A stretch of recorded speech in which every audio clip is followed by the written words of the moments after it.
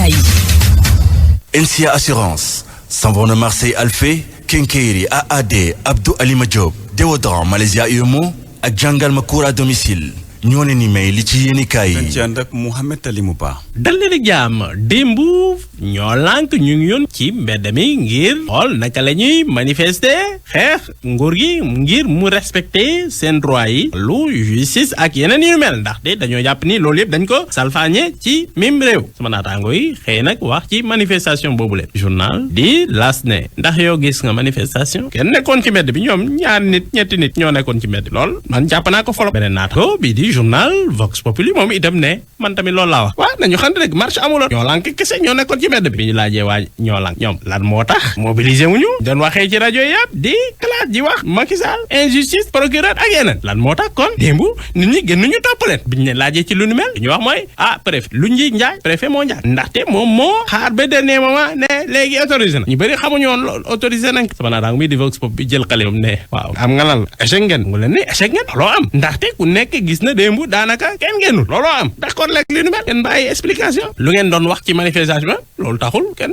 door sa doom xam ngeen ko loolu taxul sénégalais yi génn xam ngeen ko ngeen bàyyi thème yoo xamante ni day tax nit ñi génn ngeen génne ay thèmes yoo xamante ni moo leen concerné kan mooy génn cherté dund ngeen bàyyi ko fi cherté loi facture d'eau facture électricité loyer bi chômage thème yooyu yëpp ngeen bàyyi ko fi dem jëli ñeneen ngeen foog ni Sénégal dañ leen di topp ngeen di wax lu leen ne looloo tax kon da ngeen war a nangu ni da ngeen échoué ci loolu sama naataango wax li nu mel sama naataango bii di l'observateur xëy wax nag ci parti socialiste ndaxte ku nekk xam na élection yi léegi ñëw ci wàllu local yi nag parti socialiste nee na boo mooyul ci yenn localité dina demal boppam sama naataango bi di l'observateur laaj lan moo tax li nu mel bureau politique bi ne wax boo gisee ñun ñu def li nu mel ndaxte dañoo njort ni am na ay gaay affaire yoo xamante ni ay gourmand dañuy def yàfi gourmand yu ñëw bëgg a jël yëpp laasaatu lépp léegi nag ñun dañuy préparer suñu caution loolu la bu ñu gisee fii mënuñu d'accord ci loolu ñu demal suñu loolu kese la loolu la ndaxte 2014 loolu am Aminata Mbengue Ndiaye waxtaan na ak direction politique bi daanaka d'accord nañ ci lu nu mel dama naataango bi l'observateur yokk ni loolu nekkul gulet élection locale daanaka ci lu bëri nii lay mel ñi nekk ci suuf mën nañ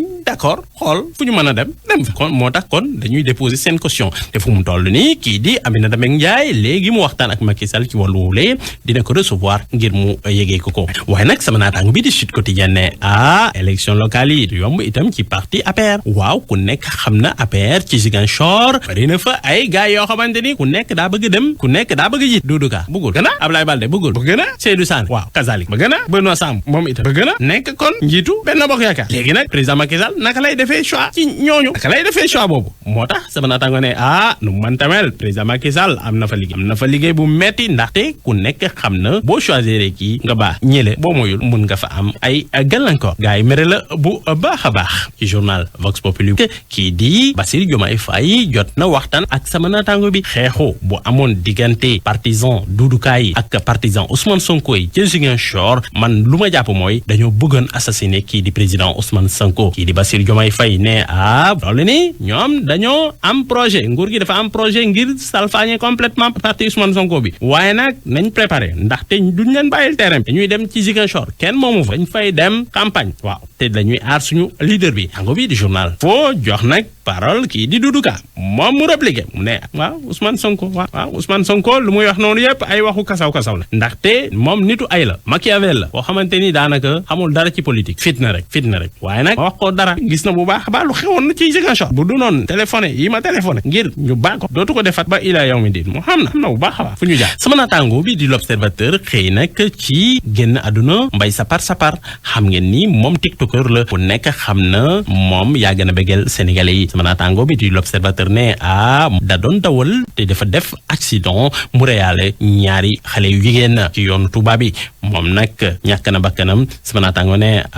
tiktoker boobu de ñu ngi koy xamee ci temps de confinement coronavirus bi nit ñi bëggoon ko lool tey nag wuy si na boromam journal Stade Quotidien xëy nag wax ci kii di Joseph Koto xam ngeen génn na àdduna barki démb sama naataango ne kii di Joseph Koto monde sport bi mi ngi continuer di ko jooy Boutchou inshallah dañuy def levée de corps am ci talaata ji balaa ñu koy yëbbal boromam. NCA Assurance, Savon de Marseille Alphé, Kenkeyri AAD Abdou Alima Diop, Déodorant Malaysia UMO ak jàngal ma cours à domicile ñoo leen doon may li ci yéenekaay yi. jaajëfal ko Mouhamed Talimou Ba mbokk jàngeen jëf xibaar yi buur na gën na ca fës am na ay cas yu doy waar ci diabète hypertension ak yeneen i feebar yu ñu jot a gis ci lu mu néew juróom téeméeri doomi aadama foofa ca Richard Toll gannaaw ay journée yi ñu fa doon amal ci wàllu consultation te kenn du fay niki démb ay kuréel yu bokk ci société civile nag bokk ci ñoo lànk amal seen doxub ñaxtu fii ci Ndakaaru ngir nag naqalu dundu gu cher gi waaye itam rek ne na yoon def liggéeyam te dee njaaxaanaay ndax loolu dafay des bu baax a baax Guinée-Bissau président Oumaro Sissoko Embalo nag ne amul tentative coup d'état maanaam coup d'état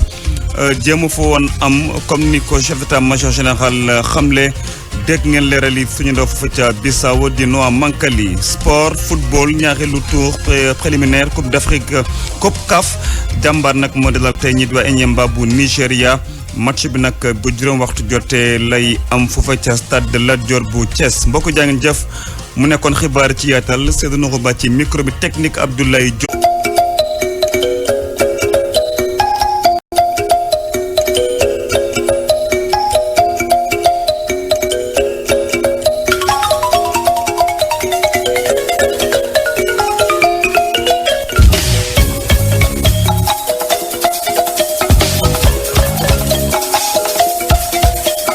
8h nag jot na ci studio Eva Mbaye bu rajo Futur Média xibaar yi ci kàllaamay Kocc ñu ànd ceeg Seydou Nourou Ba di ko dalal. jaajëf dalal yow it jaajëf jéena ba Seydou Ba mbokk jàngeen jëf. Seydou Nourou Ba di ko jaajëfal bu. xibaar yi dañ koy tàmbaleeg ay cas yu doy waar ci wàllu diabète hypertension ak yeneen i feebar ñu ko gis ci lu mu néew juróom ñetti téeméer doomu aadama fa ca Richard Toll moo nag am ci ab consultation buñ fa doon amoon dañu ànd ak yéen ci leeral ak suñu ndaw foofa ca Richard Toll di Mamadou Diagne bëri na ay kuréel yu organisation civile bokk ci ñoo lànk ñoo doon manifester ni ki démb fii ci Ndakaaru ñu na taxaw ne dafa doy dund gu cher gi waaye tamit yoon na def liggéeyam tëddee lii di njaaxaanaay Guinée-Bissau président Oumaro Sissoko Embalo nag ne liñ doon romanaat ne coup d'état dafa bëggoon a am loolee amul gannaaw sax day kat yoo xam ne chef d'état-major général bu Guinée-Bissau moom moo ko daal di xamle woon ne loolee amul di ngeen dégg leeral yi suñu ndaw fa ca Guinée-Bissau di Noah Mankali ñaaral pàcc xibaar tàggat yaram football ñaareelu tour éliminatoire coupe bu CAF jàmbaar nag di dalal tey jii ñi di waa Enyimba bu Nigéria match bi nag war a am juróom waxtu ca stade de Lat Dior ca Thiès ci technique bi Abdoulaye Diop asalaamaaleykum.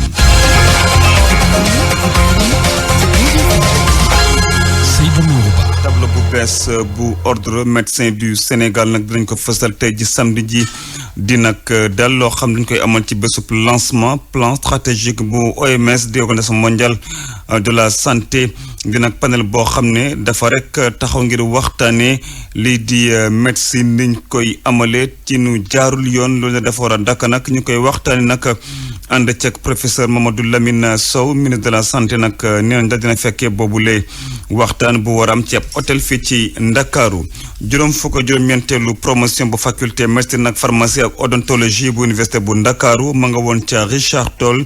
ngir nag amal fa ay bés wala sax ay journée consultation yoo xam ne kenn du fay lëkkaloog ak foofee ca wàllu assistance médicale lu mu néew daal juróom-ñetti téeméeri doomi aadama jot nañ leen a consulter gis ci ñoom yenn feebar yi Mamadou Diagne. diabète hypertension artérielle ak bilharziose nekk ay feebar yoo xam ne nemmeeku nañ leen lool fii si biir Richard Toll bu ñu sukkandikoo si Abou Aoudia moom mi di président wàllu assistance médicale mi nga xam ne ni lii nag li ko waral mooy askan wi yeewoo fii si biir Richard Toll ni ñuy dundee waaye tamit canaux yu compagnie sucrière sénégalaise. constaté nañu wàllu d'une manière générale Richard Toll en particulier dafa bëri ay jàngoro comme li ñuy wax tension wala diabète wala bilharziose daf ci bëree trop mën nañu jàpp ni Richard Toll mooy ville bu ëpp ñu am bilharziose si àdduna mën nañu wax nag zone campement bi ak zone Jaksaaw bi côté boobu noonu bëri na trop kaaw bilharziose waa diabète bi moom d'une manière générale léegi dafa bëri Sénégal rawatina zone waalo gi bëri na ay nit ñi xamante ni dañuy lekk rek dañuy toog moo tax ñu ni dañuy def sensibilisation contre diabète. mu ñëw jàppale 59e promotion sortante bu pharmacie ak odontologie bi université Cheikh Anta Diop bu Dakar kii di Samba Fall mi ngi rafet première édition journée consultation gratuite yi ñu tuddee sama wér-gu-yaram sama yitte moom mi le sax yamul foofu ndax mi ngi xam leen dañoo dugal loxoom si jafe-jafe askan woo xam ne dañuy jànkonteel ay jafe-jafe ngir ngir jot si paj mu sell. fii si cosaan am na feebar yu fa xam ne xamoon nañ ko fi bilharziose mais am na yeneen feebar yoo xam ne aussi dañ ko fiy gis mu xaw fi bëri loolu tax na ñun dañuy rafetlu campagne bi ñu ngi ñaan nag waa waam ne leen lu mel nii ak engouement populaire bi ñu gis nit ñëpp génn di faju si lii bu mu yem fii ñun Samba Fall pare nañu pour jàppale leen. ngir askan woowu seen jafe-jafe daal di wàññeeku wàllu assistance médicale mi ngi xam leen du yem fii ndax dana wéyale action am te di sàkku si nguur gi mu daal di def lépp lu mu mën ba jox commune bu Richard Toll plateau médical bu mucc ayib. Mamadou Diagne fii si Richard Toll ngir rajo Futur Média. Mamadou Diagne Sédhiou ay jirim ak ñoo xam ne seeni borom kër dañu génn àddina nag kuréel bi ñuy wax les Amazones nag ñoom ñoo leen taxawu amoon nag ay action ngir dimbali leen jàppale leen waaye tamit taxawu ñoo xam ne dañoo ndool foofee ca Sédhiou ngir nag fexe daal ba gën a xamle boobule kuréel ñi ko nag ŋànk amal nañu lu bare bari ci wàllu activité leexali ki leen jiite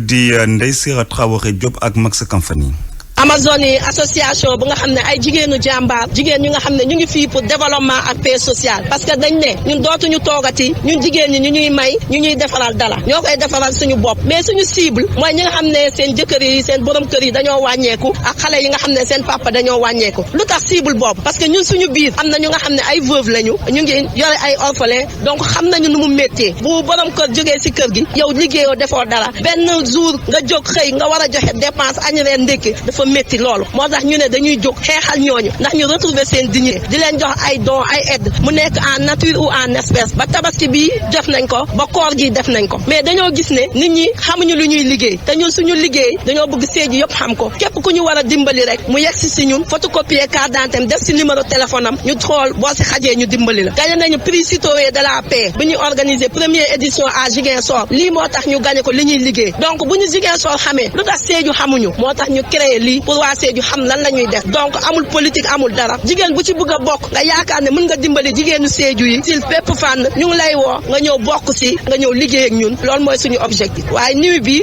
dañ ko créé comme li ma wax activités yi bari na tey ngeen gis ni mooy randonnée pédestre ñu foraale sachet plastique yi nga xam ne baaxul si njur bi baaxul si nature bi baaxul si nit ñi dañ doo waroon def sensibilisation sur le cancer du sein mais comme que du suñu mbir du suñu liggéey moo tax ñi ko waroon def dañoo empêché comme madame Ami Diatta ñu bàyyi ba beneen yoon comme que ñu ngi octobre jeexagul. rajo askan wi. àdduna ci ñoo lànk ak ay kuréel yu bokk société civile nag ña nga woon niki démb ca tali bi doxub ñaxtu ngir naqar lu dund gu cher gi waaye tamit daal lu ñu gis na daal ñu ngay salfaañe liberté ci réew waaye tam ba tey ñuy naqal daal yoon ci Sénégal ni muy ñàkk tëddee ñaaxaanaay ci liggéey bi muy daal di amal ña nga woon nag tàmbale seen doxum ñaxtu boobee place de la nation wutale rond-point bu RTS demee na ko fa kii Ibrahima Diame reportage. justice bu jënd kumba am ndey kumba amul ndey wala bokk non à l'intimidation dundu gi métti na ci sénégalais mu doon bataaxal yi nga xamante ne mënoon nañ ko lire ci pancarte yi ñu yëkkati ci kaw diggante place de l'Obélisque ak rond-point RTS ñoo lànk maire bay futu di ñaawlu bu baax a baax ni justice bi di doxee ci réewum Sénégal. dafa jot sénégalais bu ne xam sa devoir xam sa ngëm-ngëm ñu jug taxaw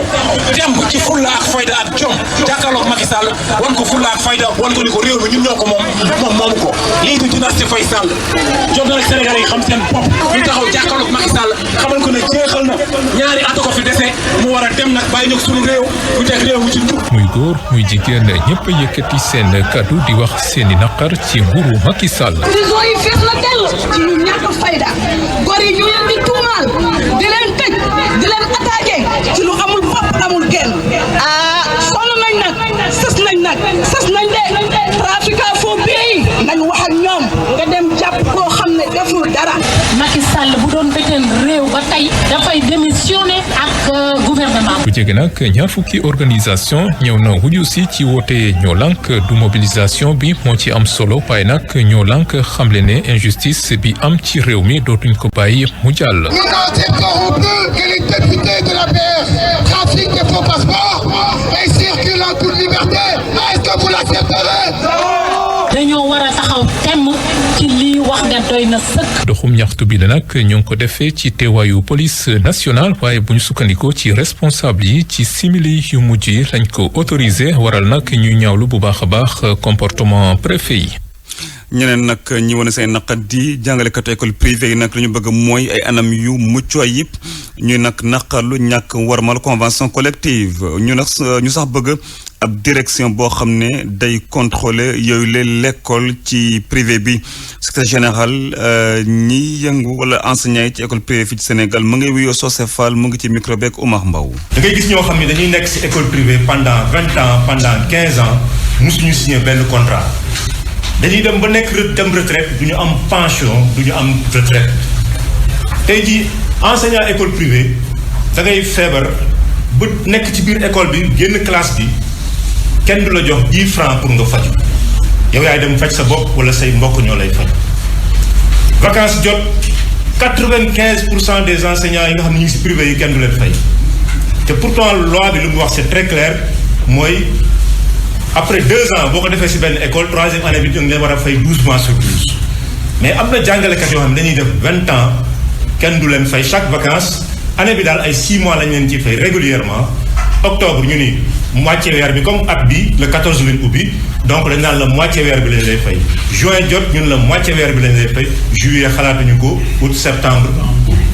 te yow nga toog 9 mois 10 mois di toppatoo ay doomu jàmbur bàyyi say njaboot yow amuloo moyen pour toppatoo say njaboot je pense que injustice yi bëri na tellement que bu ñu ko doon cité fii la ñuy yendu mais yi ci gën a metti mooy ñàkk contrat yooyu ñàkk versement ay IPRES ay caisse de sécurité sociale ak suñu femmes enseignantes yi les braves dames ku ci nekk en état de grossesse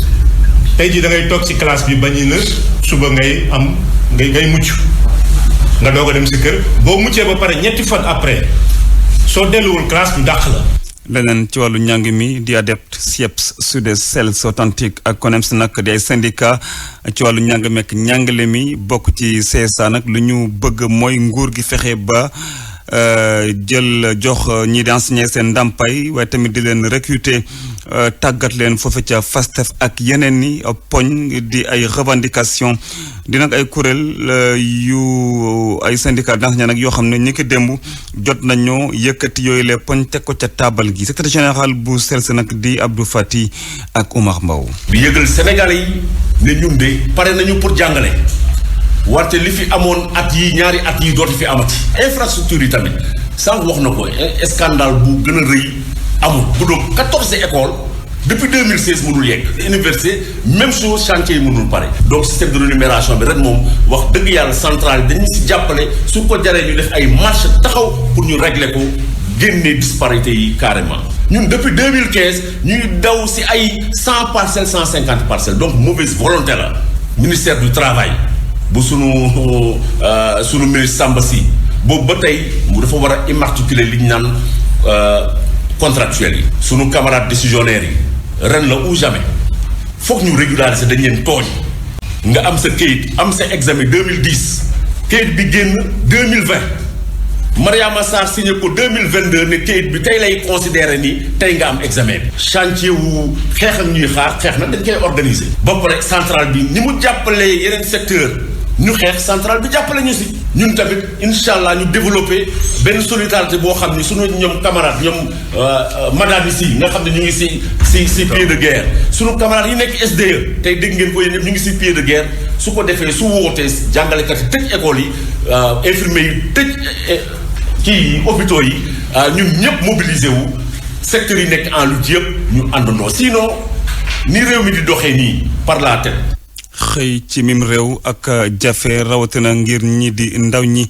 di nag jafe-jafe bu rëy foofa ca Tiwaawoon sax nga xam ne ñàkkul yenn ci wàllu amee lu ci mel ne ay miin ca gox boobe nag rawatina foofe nag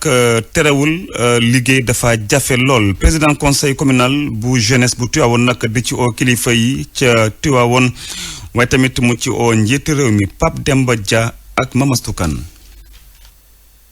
c'est la problématique emploi des jeunes moom ku wax Tivaouane xam ne am na parce que wax dëgg yàlla ndaw ñi amuñu ci lu ñu jàpp c'est vrai te boo xoolee potentialité bi nekk ci département bi nga xam ne département bu riche la zone minière la bu am solo boo xam ne nii tey bu ñu sañoon ndaw ñi nekk ci département bi yëpp dañu am ci lu ñu jàpp du ma wax sax Tivaouane commune tout court mais je parle d'une manière générale parce que départemental am nañu sañ-sañu waxee fa lii nag un appel la bu ñu laaj le président de la république raison pour laquelle dañu wax ne Tivaouane soxla na ay ndaw yu am ci lu ñu jàpp Tivaouane soxla na ay ndaw yu mën a xëy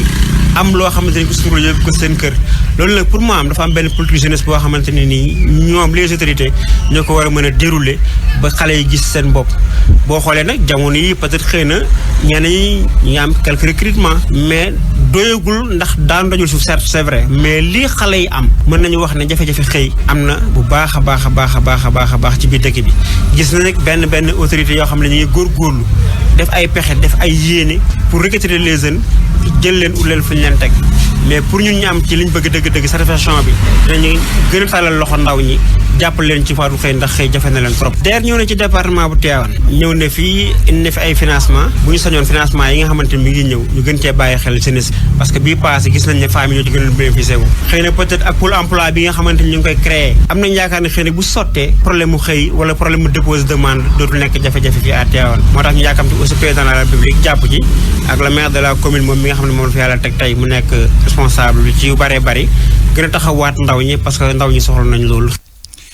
juróom ñett teg na fukk simili ak ñeent fii ci rajo Futur Média. pour man RFM mooy rajo bi gaaw ci xibaar yu wóor. RFM xibaar yu wóor te wóor. beneen coalition bu porté bu boole parti yi di yëngu ci wàllu écologie nag ñu koy wax alternative les verts ñeenti kuréel yu la daal di boole nag di yëngu ci aar lépp daal lu jëm ci gàncax gi alam gi ñoom nag dañu taxaw daal ngir fexe ba dem ci élection locale yi ci janvier 2022 taxaw nag ngir dundin wala cadre de vie bu mucc ayib Aminata Ba ci ay leeral. alternative les verts nekk coalition bu bees bu écologiste yi maanaam ñiy xeex ngir ñu aar àllam bi daal di taxawal seen programme nag ñu daal di koy tëral ci fexe rek ba daal di defar àllam bi docteur Mamadou Abibou Diagne nekk njiital alliance des verts. li nga xamante ne war nañ ko mën a xalaat war na mën a nekk solution pour ñu indil Sénégal yi lépp li nga xamante ne nekk seen jàmbat donc alternative des verts c'est indil Sénégal yi li nga xamante ne dina nekk politique de développement basée sur l'idéologie ci écologie politique. ci ressources naturelles yi nga xamante ne am na ci yenn ci ay gox ci la environnementaliste yi fas yéene taxaw ba sukkali koom-koomu yile gox Mamadou Berté di secrétaire général bu rassemblement des écologistes du Sénégal. tolof ci mbiru alam bi mbiru ndox bi mbiru géej ak yu demee noonu mbiru napp ak yooyu yëpp bu koom-koom la koom-koom bu jóge ci suuf di yëpp di law ba ak exportation ak naka lañ leen di former naka lañ leen di encadrer ak yooyu yëpp. bile coalition nag fas yéenewul rek yem ci wàllu aar alam gi waaye dina def képp lay kàttanam ba indi ay coppite ci yeneen wàll yi ba ñu suqaliku. écologie politique dafa nekk concept bu ëmb wér-gu yaramu nit ñi te wér-gu yaram dafa jàpp ci alam dafa jàpp ci éducation parce que loo am alal loo am alam bu baax soo amul éducation doo ko mën a sàmm donc écologie politique aussi dafa jàmm ci dund relation entre nit. coalition alternative les verts daal di dajale ñeenti parti bu ci mel ni alliance des écologistes du Sénégal alliance des verts du Sénégal rassemblement des écologistes du Sénégal ak Naatal Sénégal ñoom nag ñu fas yéene dem ci élection falub gox-goxaat yi ci gox yi nga xamante ne dëkkuwaay jaarul yoon. des ba tey ci wàllu politique Fatick équipe municipale nag ba fa ne def na lu mu mën ci wàllu réalisation loolu nag daal mooy gis-gisu ka nekkoon député di Aïssatou Diouf mu nag jàpp ne askan wi daal foofu dañu faral rek di critiquer waaye daal maire yi bëri na loo xam ne du seeni mën-mën wala sax du ñoom ñoo ko war a taxaw buñ sukkandikoo ci moom mi fi nekkoon député nag nguur gi tam war na gën a dooleel budget maire yi rawatina nag dëkku kaw yi Aïssatou Diouf nag ne sax mu ngay fësal njàppaleem ak kii di Matar Ba ngir local yu 2022 ñu déglu ko ak Aminata Goudiaby compétence am yi nga xamante ne moom lañ ko jox mu mairie la ma ca mën mu cay def ca def na fi construire na fi ay juróom-ñaari kilomètres route fii ñu ngi dimbalee li nga xamante ne mooy école bi tey pas plus tard que ce matin joxe na lu mat fukki millions ak juróom-benn pour école bi ci ay fourniture ma fekkee naa ko sax d'ailleurs ak ñaari ambulance poste de santé yi dimbale leen ci côté bu ne defar na fi ay mur clôture école yu lu jeex ay sport bi dans le domaine des sports des ASC da leen jàppale toujours la indi ay subventions foofu rek laa mën a yem mais mënu ma fee nekk di lim li nga xam ne moom la Matar Ba di def mais lii rek laal ci mën a jukki la gum ndax am naa liste bi waaye nag nañ jàpp ne xale mu dajul suuf mi ngi def li nga xamante ne moom la mun te bu ñu ko joxaatee mandat non seulement dina def raw li mu defoon mais dina changer doxalin état bi moo war a rob dimbalee collectivité territoriale yokk ko ndax am na lu mu def déjà ci man fekke naa ko voté naa budget pas mal de budget mu jëm ci collectivité territoriale yi donc def nañ ci lu bëri donc am na lu bëri loo xamante ne état daf ko dese pour collectivité locale yi. RFM bitim réew. ñu tali Guinée Bissau foofe nag njiitu réew mi daal wala chef d'état-major dafa waxoon ne dañ doon jéem amal coup d'état militaire foofe ca Guinée Bissau ci weeru août bi weesu waaye mujjul antu di nag ay kaddu général boobe nag waaye nag kii di gouvernement bi dafa daal di weddi yooyu les kaddu ne coup d'état jéem fa woon sax am ñàkku rek ne kii di chef d'état-major général bi nag da doon rek fexe daal ba artu ñi ko bëggoon a amal noo mankali ci ay leeral. nguur gi à travers porte-parole am tudd Fernando Vaz moom dafa def référence ci article xamante ne moom la agence de presse portugaise bu ñu ne Lusa publié fu mu préciser ni chef d'état-major général bu forces armées bu Guinée-Bissau tudd général Biaginan Tam moom dafa dénoncé ci cérémonie boo xamante ne moo marqué bés bu police militaire bu Guinée-Bissau mu ne dafa am ay tentatives yu mobilisation militaire yi ak 2,000 pour ñooñu mun a renverser ordre constitutionnel fii ci Guinée-Bissau. ci xalaat boobu Fernando Vaz dafa ne du dégg xibaar yoo xamante ni moom la agence de presse Lusa jox fu mu ne dafa am coup d'état bu ñu nekk di préparer fii ci Guinée-Bissau. Vaz dafa souligner ni nguur gi dafa bañ loolu catégoriquement ndax information yoo xamante ni moom la Lusa diffusé ci àdduna bi loolu du dégg. Vaz dafa préciser ni chef d'état-major général bu forces armées bu mu doon intervenir dafa ñaan takkat der yi ne pour ñooñu mun a sori ay tentative yu coup d'état xamante ni dafa marqué ak mu caractériser passé yu soldat yu Guinée-Bissau. porte-parole bu gouvernement bi mooy regretter nu mu portugais yi nekk di utiliser information yoo xamante ni du dégg fu mu nekk di cibler intérêt yu Guinée-Bissau ak yu doomam fu mu yokk ni chef d'état-major général bu forces armées kooku dénoncé wul benn mobilisation ngir coup d'état ndax amul coup d'état fii ci Guinée-Bissau bu ñu nekk di préparer. Nuamenkeli Bissau, RFM.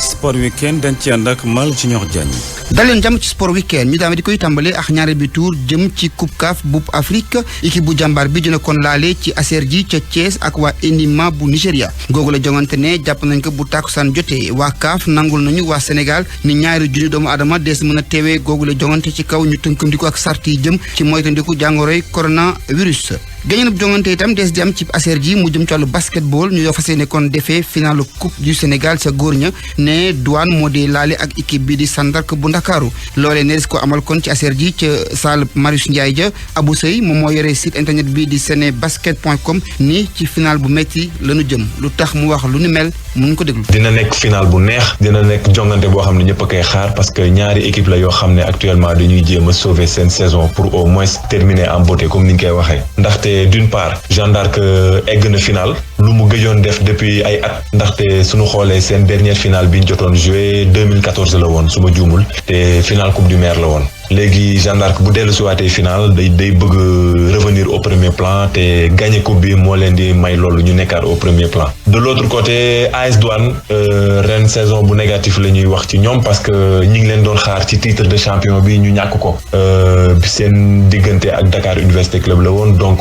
seen benn objectif principal bi ñu amoon dañ ko raté. léegi mu desee leen coupe du Sénégal bi pour ñu jéem a rattrapé wu te xam naa ne du yomb ndaxte ñaari équipe la yoo xam ne déjà dañ nekkoon en manque de compétition depuis mois de juillet amuñu woon compétition officielle sauf Jeanne d'Arc bi nga xam ne jot na joué demi-finale alem ak demi-finale retour am contre Louga looloo tax mu éliminer Louga dem finale waaye AS Douane moom dafa profité ci forfait Dakar Université Club bi rek pour qualifier directement en finale bien que AS Douane ñi ngi doon entraîné mais nekkuñu woon en jambes joué wuñu woon match officiel depuis fin juillet donc dina xaw a métti trop si ñaari équipe yi waaye dinañ xool lu muy joxe bu dimanche ci stade Marius Ndiaye. ñu waxtaanee football bi ci réew jàpp leen kon ci aljuma ji ni Paris Saint-Germain kon moo daan Angers ñaari bal si benn ca Parc des Princes ci aser ji Clermont Lille danañu amal jongante jongante Monaco fekki équipe bu Lyon Angleterre ñoom Liverpool bu Sadio Mané dina kon dem jouer ji waa Watford ligue bu Ismaïla Sarr Leicester laaleeg waa Manchester United Leeds ak Southampton Manchester United dina jouer ak Burnley Wolverhampton laaleeg waa Aston Villa ci waxtu nan woo xam ne Chelsea bu Darmendi dina laale ak waa Brentford nu daal di xool championnat yeneen yi mel naka bu Italie ñoom ne la Spiezia moo di jongante ak Salernitana Lazio Rome laaleeg waa Inter Milan et Hellas Verona dafa kon fekki ca San Siro équipe bi di AC Milan ci Allemagne ñaari jongante lañ ca tëgg ni Dortmund mooy laaleeg waa Mayence Leipzig si bora laaleeg waa Paris Saint-Germain ci Ligue des Champions ci ay bis bii di ñëw mooy kon joué ji ak waa Fribourg ci waxtu boo xam ne ca réewum Espagne moom Levante ak Getafe faw ñu laale Mallorca itam faw mu fekki équipe bi di Real Sociedad ci tënk loola mooy li gënoon a fës ci sport weekend ci suba si yaa ngi jëf ñu yendu jàmm jaajëf mënal jàng ci ñoo